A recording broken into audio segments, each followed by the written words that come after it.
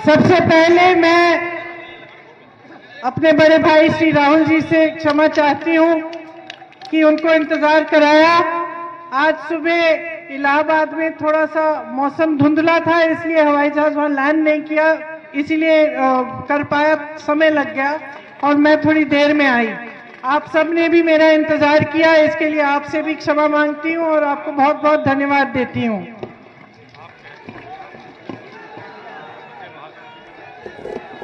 देखिए, आपने काफी इंतजार किया है, लंबी लंबी बातें नहीं करना चाहती, सीधी सी बात करूंगी। यहां मेरी बहनें बैठी हैं, आपकी सबसे बड़ी समस्या आज क्या है? महंगाई है कि नहीं? महंगाई है? महंगाई का बोझ आप उठाती हैं कि नहीं? आप खेत में काम करती हैं, काम करने के बाद घर आती हैं, खाना पकाती हैं, बच्चों का देखभाल करती हैं, जानवरों का देखभाल करती हैं, घर की सफाई करती हैं, सबसे ज्यादा मेहनत आप करती हैं और जब महंगाई आती है तो सबसे ज्यादा बोझ भी आप ही उठाती हैं। सच बात है कि नहीं? इन्हीं की तरह मेरे किसान भाई हैं। पिछले 5 सालों में आपकी क्या परिस्थितियां बनी हैं?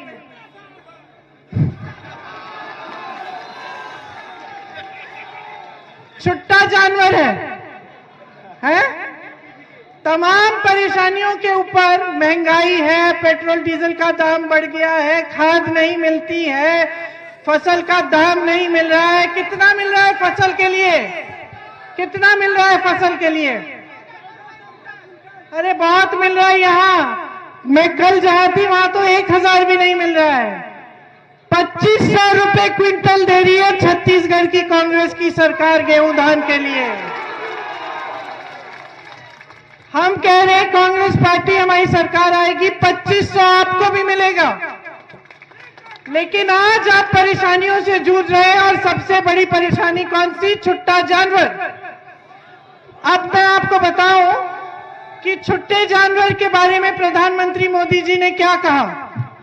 उन्होंने कहा, कुछ ही दिन की बात है, 4-5 दिन पहले, उन्होंने कहा कि मुझे तो संज्ञान ही नहीं था, मुझे तो संज्ञान ही नहीं था। उन्होंने कहा अब मेरे संज्ञान में आ गया है, अब मैं सुलझाऊंगा। अरे भैया, 5 सालों से क्या कर रहे थे आप? वहां अभी रूस में युद्ध हो रहा है, उसका संज्ञान है। अमेरिका में जब कोरोना हुआ तो राष्ट्रपति जी को खांसी आई तो आपको संज्ञान हो गया, आपने चिट्ठी लिख दी उनको कि जल्दी से ठीक हो जाना, शुभकामनाएं। और आपको पूरे उत्तर प्रदेश का किसान, पूरे उत्तराखंड का किसान, पंजाब में किसान, राजस्थान में किसान जूझ रहा है इस परेशानी से 5 सालों से, और आपको संज्ञान ही नहीं है। आपके मुख्यमंत्री जी ने बताया ही नहीं आपको। कैसे हो सकता है भैया? तो परिस्थितियां ये कैसे हुई? कैसे हुआ कि इतना बड़ा प्रदेश जिसमें सबसे ज्यादा हुनर है, जिसमें सबसे ज्यादा नौजवान है, इस देश के काबिल नौजवान है, सबसे उपजाऊ जमीन है, इन परिस्थितियों में आ गया है कि छुट्टा जानवर आपका खेत खाए जा रहा है। सरकार कुछ नहीं कर रही है, महंगाई बढ़ती जा रही है, रोजगार घटते जा रहे हैं और आपकी सरकार कुछ नहीं कर रही है। आपको एक बोरा उन्होंने राशन पकड़ा दिया, एक मुफ्त का गैस सिलेंडर पकड़ा दिया, थोड़े से पैसे आपके खाते में भेज दिया और वो कहते कि उनका काम खत्म, उनकी जिम्मेदारी खत्म। कैसे बनी ये परिस्थितियां, मैं आप सबसे पूछना चाहती हूं, कैसे बनी? आप खुद जानते हैं ये अमेठी क्षेत्र है, यहां आपके सांसद रहे मेरे भैया, इनसे पहले मेरी माता जी, इनसे पहले मेरे पिताजी। BHEL कौन लाया यहाँ? HAL कौन लाया? फुर्सतगंज का हवाई अड्डा कौन लाया? तो क्या 5 सालों में इनकी जिम्मेदारी नहीं थी कि बड़ी बड़ी संस्थाएं लाते, रोलिए किसानों को राहत दिलवाते? इनकी कोई जिम्मेदारी नहीं थी? है? थी कि नहीं थी? थी ना इनकी जिम्मेदारी। तो क्यों नहीं निभाई, इसके बारे में सोचिए। मैं आपको इस बात का जवाब देती हूं और आप गंभीरता से मेरी बात सुनिए। गहरी बात है, क्योंकि आपने इनकी आदत डाल दी है कि जब चुनाव आता है तो चाहे समाजवादी पार्टी हो, चाहे बसपा हो, चाहे भाजपा हो, सारे के सारे नेता जान गए हैं, धर्म और जाति की बातें करेंगे, आपके जज्बातों को उभारेंगे और आपके जज्बातों को उभार कर ध्रुवीकरण करके वोट लेके सत्ता में आएंगे।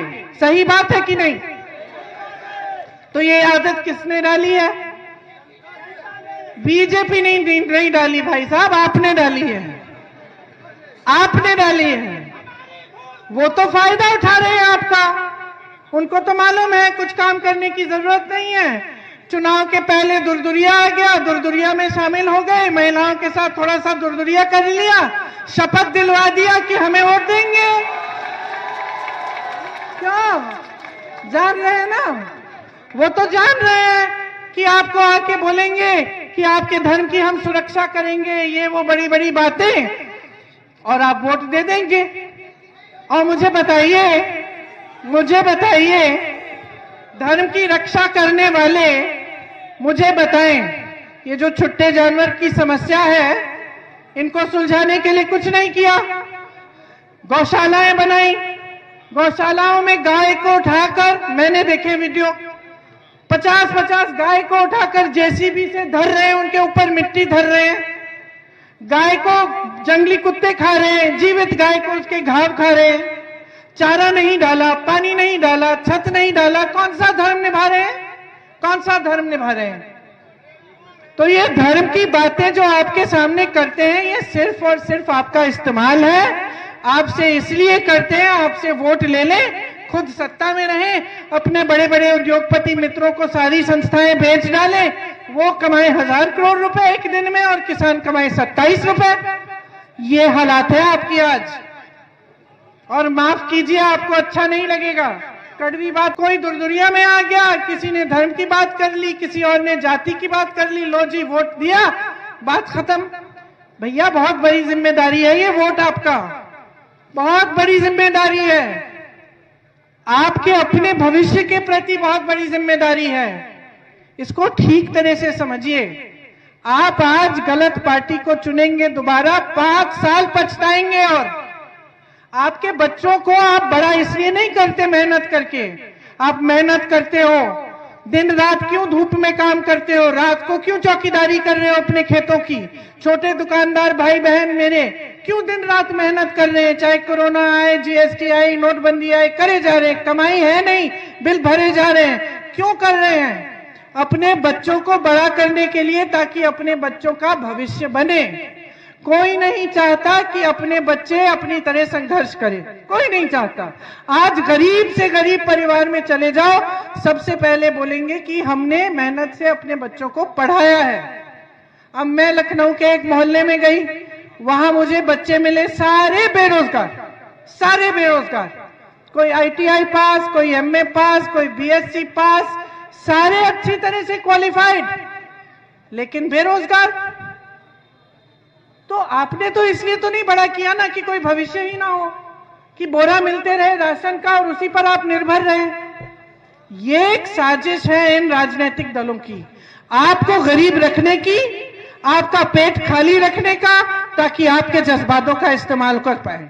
यही है सीधी सी बात। अमीरों की सरकार है, गरीबों की कोई सुनवाई नहीं। आप पे अत्याचार होता है, ना अखिलेश यादव जी निकलते हैं अपने घर से, ना मायावती जी निकलती हैं, योगी जी और मोदी जी तो छोड़ ही दीजिए, वो तो मंच पे अपराधियों के पिता को अपने साथ मंच पे खड़ा करते हैं। किसानों को मारा लखीमपुर खीरी में उनके मंत्री के बेटे ने, क्या वो आए किसानों से बात करने? क्या उस अपराधी के ऊपर कुछ कार्रवाई हुई? जब तक हम लोगों ने आंदोलन नहीं किया तब तक कार्रवाई ही नहीं की। उल्टा 4-5 दिन बाद बड़ी सी कॉन्फ्रेंस हुई लखनऊ में, ये दिखाने के लिए कि कितना विकास है यूपी में। और तो ये है परिस्थितियां आपकी, इन परिस्थितियों को बदलो। अगर अपने बच्चों का भविष्य बनाना है, मजबूत करना है, अपनी बहनों को सशक्त करना है, तो ये सब नहीं चलेगा, आपको खड़ा होना पड़ेगा। आपको कहना पड़ेगा हर नेता को, हर राजनीतिक दल को, हमारा विकास करके दिखाओ, वरना रास्ता नापो।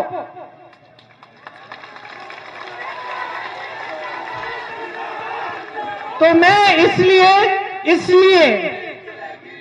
मैं आपसे आग्रह कर रही हूं, इस बार वोट अपना वोट अपने लिए डालो, अपने विकास के लिए। हमारी पार्टी क्या कह रही है? हम कह रहे हैं छत्तीसगढ़ में जिस तरह से हमने छुट्टे जानवर की समस्या खत्म की है, उस तरह से हम यूपी में भी करेंगे। कैसे? हमारी नीयत ठीक है। इसलिए जो कांग्रेस की सरकार है छत्तीसगढ़ में, उसने कहा कि अगर आप छुट्टे जानवर का देखभाल करोगे तो 2 रुपए किलो आपसे सरकार गोबर खरीदेगी। उस गोबर का गोबर गैस बनाएगी, खाद बनाएगी और आपको सुविधा होगी। आप छुट्टे जानवर का देखभाल करके कमा भी लोगे, समस्या हल हो गई। कौन छोड़ेगा जानवर को छुट्टा? तो सीधी सी बात है, अगर सरकार समस्या हल करना चाहती है तो कर सकती है। अगर आपकी तमाम समस्याएं हैं इसलिए है कि सरकार ने कोई कोशिश ही नहीं की, प्रयास ही नहीं किया, क्योंकि उनको मालूम है, जैसे मैंने कहा, वोट तो मिलना ही है किसी और आधार पर। तो कांग्रेस पार्टी कह रही है किसानों के पूरे कर्ज माफ किए जाएंगे, आपके सबके बिजली बिल हाफ किए जाएंगे, और जिसका कोरोना का बकाया है, छोटे व्यापारी, छोटे दुकानदार, वो साफ किया जाएगा। आपको अपने उपज का सही दाम मिलेगा। गेहूं और धान का 2500 और 400 रुपए गन्ने का, जहां गन्ने के किसान हैं। यहां पे मेरी बहनें हैं, बहनें आपको कोई नहीं पूछता, और ये जो मुफ्त का गैस सिलेंडर है इसको आप फिर से भर भी नहीं सकते। इसलिए हम सबसे पहले कह रहे हैं कि आपको 3 मुफ्त दे देंगे। महिलाओं को, छात्राओं को मुफ्त मोबाइल फोन, मुफ्त स्कूटी दे देंगे। लेकिन हम अपनी जिम्मेदारी समझते हैं, आपको सशक्त करने का काम हमारा है। इसीलिए आपकी शिक्षा के संस्थान, हर जिले में हम एक महिला के लिए केंद्रीय विद्यालय जैसे पाठशाला बनाना चाहते हैं, जहां आपकी बेटियां पढ़े, शिक्षित बने और उनको हुनर भी मिले। हम 40% सरकारी रोजगार महिलाओं को देना चाहते हैं।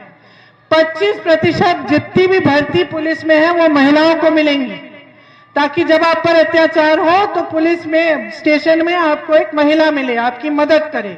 इसी तरह से आज आप ब्लॉक के अस्पताल में जाते हैं, पुरुष डॉक्टर मिलता है, अपनी समस्याओं से बात कौन करेगा उससे? तो हमने कहा है कि हर ब्लॉक के अस्पताल में एक महिला डॉक्टर, महिला नर्स होनी चाहिए, ताकि जब आपको समस्या हो आपको एक महिला मिले। आज आप पर जब अत्याचार होता है तो सरकार, प्रशासन, पुलिस अपराधी की मदद करती है, FIR तक दर्ज नहीं करती, उल्टा महिला को जलील किया जाता है और महिला के परिवार पर दबाव डाला जाता है। हम एक कानून लाएंगे जिसके जरिए अगर महिला पर अत्याचार हुआ और 10 दिन के अंदर अंदर FIR दर्ज नहीं हुआ तो जो भी अधिकारी उसको रोक रहा है उसका सस्पेंशन कराएंगे। मेरे नौजवान भाइयों और बहनों, जरा बताओ कितनों को रोजगार मिला है पिछली सरकार 5 सालों में? नहीं मिला ना। तो हम कह रहे हैं कि ये जो 12 लाख सरकारी पद है जिन्होंने इन्होंने जानबूझ से के खाली रखा है, इनको सबसे पहले हम भरेंगे। हमने पूरा खाका तैयार किया है, कौन से पद कहां खाली हैं और कैसे भरे जाएंगे। उसके अलावा हम कह रहे हैं कि 8 लाख नए रोजगार बनाएंगे। जो आप छोटे छोटे बिजनेस शुरू करना चाहते हैं, खास तौर से आप पिछड़े वर्ग के हो या अति पिछड़े वर्ग के हो या आप दलित वर्ग के हो, तो अगर आप नौजवान हो और छोटा सा अपना बिजनेस शुरू करना चाहते हैं, सरकार आपको 5 लाख रुपए 1% ब्याज पे देगी। ठीक है? ये जो बेचने का काम शुरू किया है ना इन्होंने, HAL, BHEL, जो अच्छी चल रही हैं संस्थाएं, देखिए जो नहीं चल रही हैं वो अलग बात है, लेकिन जो कमा रही हैं, जो अच्छी चल रही हैं संस्थाएं, उनको हम बेचना बंद करेंगे, नहीं बेचने देंगे, ताकि आपके लिए रोजगार बने रहे। आपको मालूम भी होगा कि जब ये प्राइवेट में बिक जाते हैं तो आरक्षण भी खत्म हो जाते हैं इनमें, मालूम है कि नहीं आपको? तो समझ लीजिए कि क्या क्या हो रहा है और आप होने दे रहे हैं। तो ये सब चीजें नौजवानों के लिए रोजगार, किसानों के लिए समस्याओं को हल करने का माध्यम, महिलाओं के लिए, सबके लिए, ये सब चीजें कांग्रेस ने 3 घोषणा पत्र में डाले हैं और आपके लिए ये सारी योजनाएं तैयार हैं। अब आप मन बनाइए कि आपको विकास की राजनीति चाहिए जो आपके लिए समर्पित हो और आपको आगे बढ़ाए, या फिर आपको ऐसी राजनीति चाहिए जो आपको ये धर्म और जाति की जाल, झूठी जाल में फंसा के, आपको गुमराह बना के अपने ही लिए, अपनी सत्ता के लिए, अपने खुद के विकास के लिए, नेताओं की महत्वाकांक्षाएं पूरी करने के लिए चले। ये अब आप पर निर्भर है। आपको भविष्य बनाना है, मजबूत होना है, सशक्त होना है, तो आप कांग्रेस पार्टी को इस बार अपना वोट दीजिए। ये विजय पासी जी हैं, विजय पासी जी आपके लिए समर्पित हैं। उनके लिए, उनको आप वोट देंगे तो हम कह रहे हैं, हमने इनकी मेहनत देखी है, हमने देखा है कि जब समस्याएं होती हैं आपके पास आते हैं और सुलझाने की कोशिश करते हैं, तो हम जिम्मेदारी लेते हैं इनकी, और आप सब अपनी जिम्मेदारी लो, सही जगह इस बार अपना वोट डालना। अब ज्यादा कहने के बजाय मैं आपसे क्षमा फिर से मांगती हूं और भैया राहुल गांधी जी अब आपको संबोधित करेंगे। धन्यवाद, जय हिंद। बहुत बहुत धन्यवाद आदरणीय दीदी जी। इस मंच पर 184 जगदीशपुर विधानसभा के साथ 185 गौरीगंज विधानसभा के प्रत्याशी भाई फतेह बहादुर जी और 187 विधानसभा इसौली से भाई बीएम यादव जी मौजूद हैं। मैं चाहता हूं आप लोग इनका स्वागत करें। साथियों, इसी के साथ हम अब जिन्हें बुलाने जा रहे हैं, करोड़ों लोगों की आवाज, परम आदरणीय राहुल गांधी जी, जिनका आप लोग यहाँ तालियों के साथ स्वागत करें, मंच पर आवें और अपने विचार रखें। आदरणीय राहुल गांधी जी।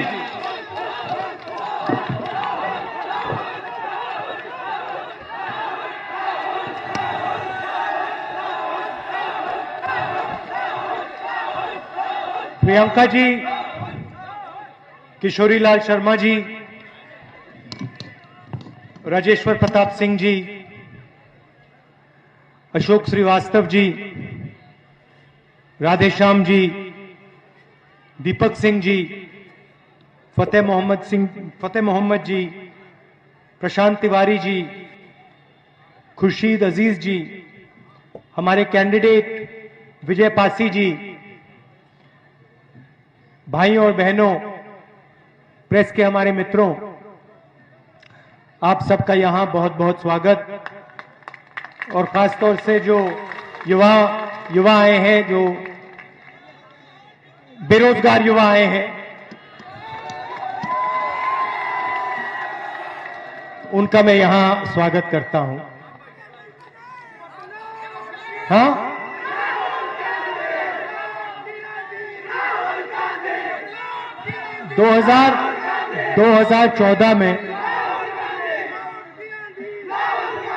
2014 में नरेंद्र मोदी जी भाषण करते थे।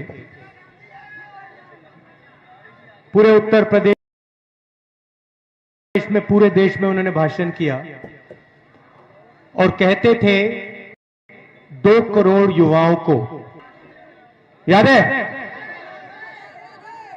किसी को मिला?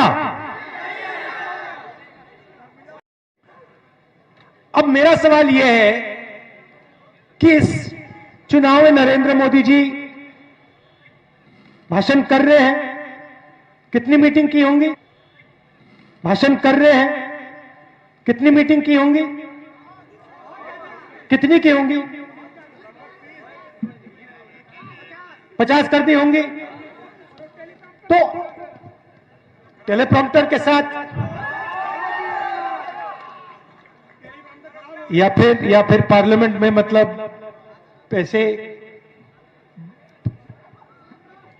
कागज पे लिखा भाषण।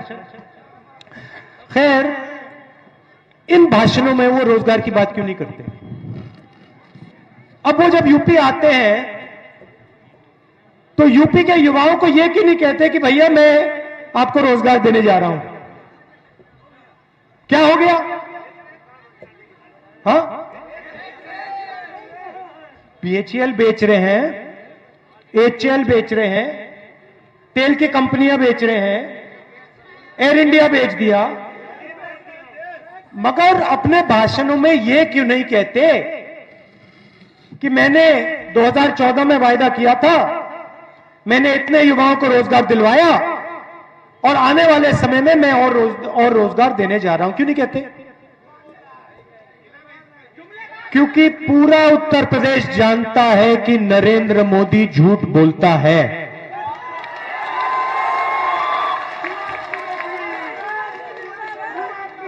पूरा उत्तर प्रदेश जानता है कि हिंदुस्तान का प्रधानमंत्री आकर वोट लेने के लिए कुछ भी बोल जाएगा।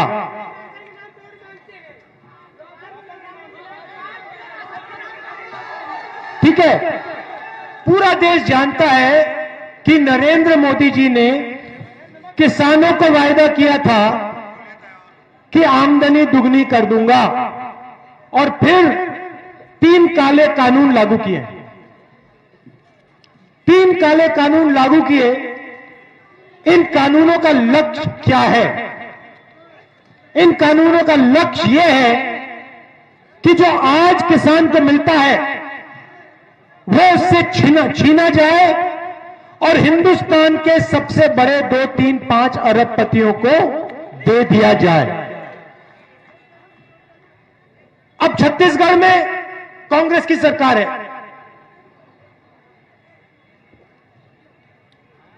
राजस्थान में कांग्रेस की सरकार, मध्य प्रदेश में कांग्रेस की सरकार थी। वो उन्होंने चोरी कर ली, वो अलग बात। वो 10-20 करोड़ रुपए देकर मध्य प्रदेश की सरकार, गोवा की सरकार, अरुणाचल की सरकार ये चोरी तो करते हैं, मगर हमारा पहला वायदा छत्तीसगढ़, राजस्थान, मध्य प्रदेश, पंजाब में किसानों का कर्जा माफ करने का था। और आप जाइए, छत्तीसगढ़ जाइए और वहां पूछ लीजिए, उनसे पूछिए कि चुनाव के समय राहुल गांधी ने यहां कहा था कि कर्जा माफ होगा, हुआ या नहीं हुआ? उनसे जाके पूछ लीजिए। छत्तीसगढ़ जाके पूछिए कि धान के लिए क्या रेट मिलता है? 2500। हमने ये वायदा किया, बीजेपी के लोगों ने कहा यह किया ही नहीं जा सकता, और 10 दिन के अंदर हमने कर्जा माफ कर दिया और कुछ ही महीनों में हमने 2500 रुपए रेट तय कर दिया। अब क्या है, और इस बात को आप अच्छी तरह सुनिए। नरेंद्र मोदी जी ने नोटबंदी की, नरेंद्र मोदी जी ने गलत जीएसटी पास की, नरेंद्र मोदी जी ने किसानों में 3 कानून बनाए, और कोरोना के समय नरेंद्र मोदी जी ने जो छोटे बिजनेस वाले होते हैं, छोटे दुकानदार होते हैं, मिडिल साइज बिजनेस वाले होते हैं, उनकी मदद नहीं की। भाइयों और बहनों, हिंदुस्तान के सबसे बड़े अरबपति इस देश को रोजगार नहीं देते हैं। यह बात आप समझ लीजिए। देश के सबसे बड़े अरबपति देश को रोजगार नहीं देते हैं। छोटे दुकानदार, छोटे बिजनेस वाले, छोटे व्यापारी, मिडिल साइज बिजनेस वाले और किसान देश को रोजगार देते हैं। और आज क्या किया इन्होंने? नरेंद्र मोदी जी ने रोजगार देने वाली जो रीढ़ की हड्डी थी हिंदुस्तान की, उसको नरेंद्र मोदी जी ने तोड़ दिया है। और अब आप देखिए, आने वाले समय में आप देखना कि हिंदुस्तान के युवा को रोजगार नहीं मिल सकता है। आप अपने बच्चों को जितना भी पढ़ाना चाहते हो पढ़ा लो, जितना पढ़ाना है, बीए, एमए, जो भी पढ़ाना है पढ़ा दो, जितना बच्चों में इन्वेस्टमेंट डालना है इन्वेस्ट कर लो, मगर आपके बच्चों को रोजगार नहीं मिल सकता।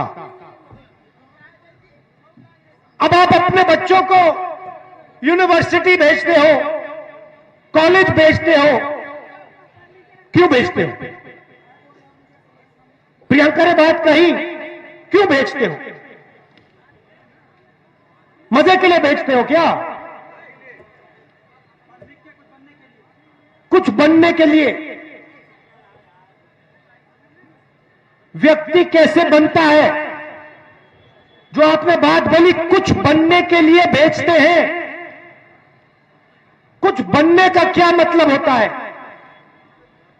कुछ बनने का यह मतलब होता है कि आपके बेटे के पास, बेटी के पास यूनिवर्सिटी डिग्री के बाद जॉब मिले, रोजगार मिले। उसके बिना कैसे बन जाएंगे लोग? क्या बन जाएंगे? सवाल ही नहीं उठता। आप अपने जेब में से पैसा देते हो। हर माता पिता सपना देखते हैं, छोटा सा पैसा, कम से कम